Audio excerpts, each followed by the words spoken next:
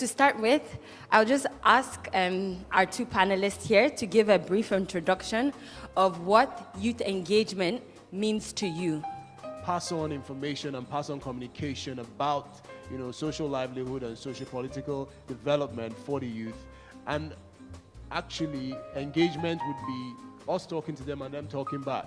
So some kind of interaction between, the corporate sector, the private sector, the public sector, and the youth. Sustainable development, which goes on from engagement, would be, creating frameworks and creating the structures in which these guys that we have now engaged can build upon and continuously improve their livelihood, which would extend, ultimately to their own families, both primary and secondary. Thank you. That was a good answer. Over to you. Good morning, everyone. Basically, the type of youth engagement that we've been involved in is employing and training youths. We run a landscaping and garden maintenance company, and we found that over the years we've had to be able to sustain the company, we've had to train all the youths that we have taken on, because there was no ready market for human capital or human resource in terms of gardeners.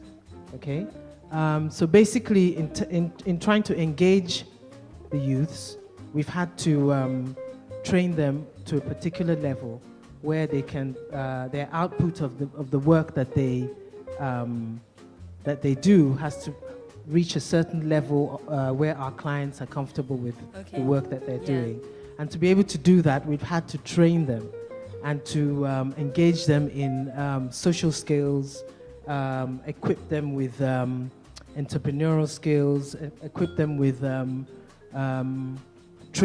basically training them to be able to provide the service that we're trying to fill. So that's the form of engagement that we've had with youths, and we've been doing this for about 7 years now. Wow, 7 years. Yeah, okay. Thank you. So the next question I have then is, so after training them, the second part is promoting youth engagement. Yes, so it's very clear that our figureheads here are training youth. But the next question is how to make that sustainable. The first thing we tried to do was to create a brand that was recognized. Now, once you set up the brand, you do the academy, you now have to find a way to either absorb or expose, your customer base to them.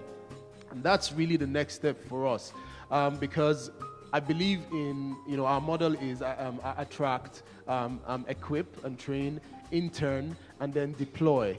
So eventually we want to have a defragmented structure where you get the same kind of quality, standard quality, from anybody that has been trained by us or passed through our training facility. What we've tried to do over the years is put in a proper training program.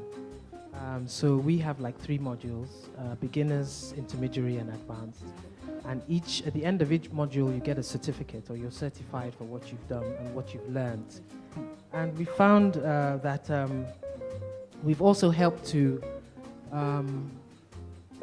create self-worth in a lot of them, especially when they get their certificates. Because what we found is that a lot of the boys that we've trained have come from really deprived backgrounds, and most of them haven't finished school. So getting a certificate is a really big thing. Yes. It's a big achievement, and especially when they finish and they've gone through the 3 modules.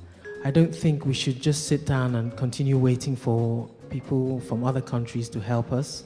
I think that we should tell our youths that this is where it begins and this is where it ends. I don't think that running off to America or England is the answer.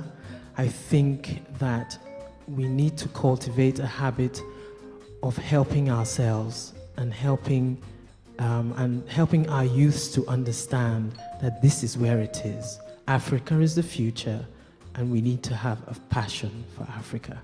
Thank you.